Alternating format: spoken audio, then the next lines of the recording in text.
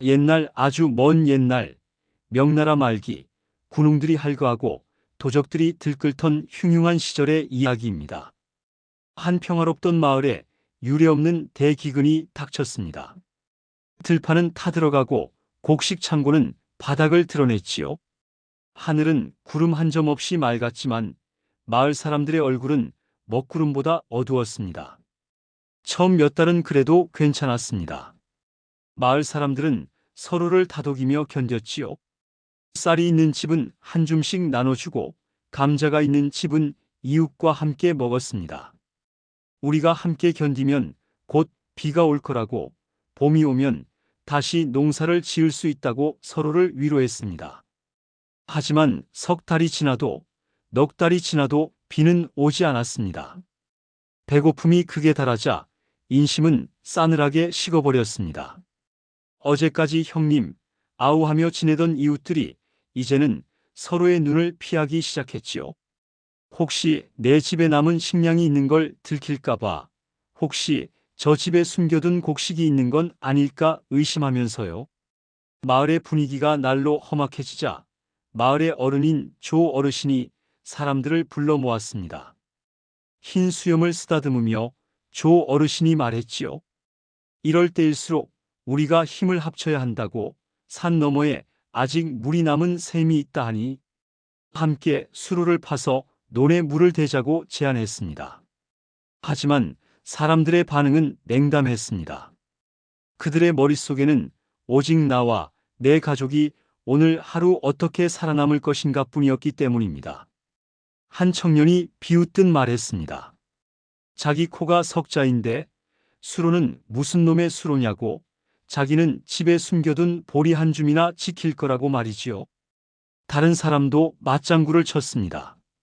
같이 일해봤자 힘만 들지 누가 더 많이 가져갈지 어떻게 아냐고. 자기는 자기 갈 길을 가겠다고 했습니다. 그 말이 떨어지자 사람들은 하나둘 자리에서 일어났습니다. 조 어르신의 만류도 소용없었지요.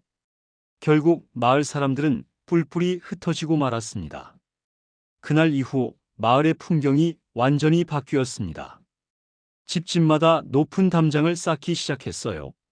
원래 허술했던 울타리를 사람 키보다 높게 올렸고 문에는 굵은 나무로 빗장을 걸었습니다. 창문에도 두꺼운 널빤지를 덧댔지요. 이웃끼리 마주쳐도 인사를 나누지 않았습니다. 오히려 서로를 경계하는 눈빛으로 바라볼 뿐이었어요. 혹시 내가 어디 갔는지, 무엇을 하는지 알까봐 두려워했습니다. 어느 날 밤, 한 집의 담장을 넘으려는 그림자가 있었습니다. 배가 고파 정신을 잃기 직전이었던 젊은이였지요. 하지만 집 주인은 몽둥이를 들고 나와 그를 내쫓았습니다. 도둑놈이라고 소리치며 사정없이 때렸어요. 그 젊은이는 다음날 길에서 죽은 채 발견되었습니다. 사람들은 시체 옆을 지나가면서도 못 본 척 고개를 돌렸습니다. 관여하면 자신에게도 해가 올까봐 두려워했던 거지요. 이것이 바로 각자도생의 현장이었습니다. 사람들은 저마다 살 길을 찾았다고 생각했습니다.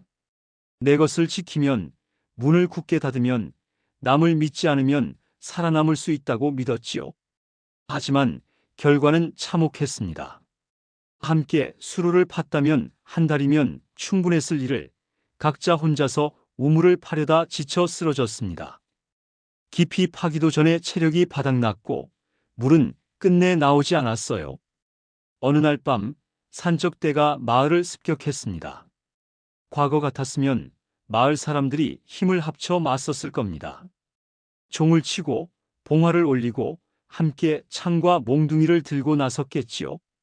하지만 이제는 달랐습니다. 첫 번째 집이 공격당할 때 다른 집 사람들은 문을 더 굳게 걸어 잠그고 숨었습니다. 내 집만 무사하면 된다고 생각했어요. 두 번째 집, 세 번째 집, 산적들은 한 집씩 차례로 털어갔습니다. 아무도 나서지 않았습니다. 결국 마을 전체가 초토화되었습니다. 혼자서는 도저히 막을 수 없었던 거지요. 만약 10집이 힘을 합쳤다면, 20집이 함께 싸웠다면 산적들도 감히 덤비지 못했을 겁니다. 나만 살겠다고 닫았건 그 문이 결국 자신을 가두는 감옥이 되어버린 것입니다. 조 어르신은 폐허가 된 마을을 홀로 걸으며 탄식했습니다. 사람들이 함께였다면 모두 살 수 있었을 텐데 각자 살겠다고 흩어지는 바람에 결국 모두 죽었다고요. 신뢰가 무너지고 문이 닫히는 순간 마을도 함께 무너져 내렸다고 말이지요. 각자 도생. 제각기 살아나갈 방도를 꾀한다는 뜻입니다. 진짜 힘은 혼자가 아닌 우리에게 있었습니다. 하지만 사람들은 눈앞의 위기 앞에서 그걸 잊어버렸고 오직 나만 살겠다고 마음의 문을 닫아버렸지요. 세상에는 두 종류의 사람이 있습니다. 첫 번째는 위기가 오면 나만 살 길을 찾는 사람입니다. 두 번째는 위기 속에서도 함께 살 길을 여는 사람이지요. 나 혼자 찾은 길은 막히기 쉽고 위태롭습니다. 하지만 함께 만든 길은 멀리 가고 안전하지요. 역사가 증명합니다. 홀로 버티던 성은 쉽게 무너졌지만 동맹을 맺은 나라들은 오래 버텼습니다. 혼자 사냥하던 사람은 굶었지만 함께 사냥하던 부족은 번성했지요. 각자 도생은 일시적인 생존 본능일 수는 있어도 결코 삶의 해답이 될 수 없습니다. 오늘 이 이야기가 각박한 세상 속에서 함께의 가치를 다시금 생각하는 눈을 키워줬기를 바랍니다. 위기의 시대일수록 우리를 살리는 것은 각자 도생의 이기심이 아니라 서로를 붙잡아주는 따뜻한 손길입니다. 혼자 가면 빠르지만 함께 가면 멀리 갈 수 있습니다. 여러분, 오늘도 나를 넘어 우리가 함께 행복한 당당한 하루 보내시길 바랍니다. 구독과 좋아요는 더 많은 지혜를 전하는 데 큰 힘이 됩니다.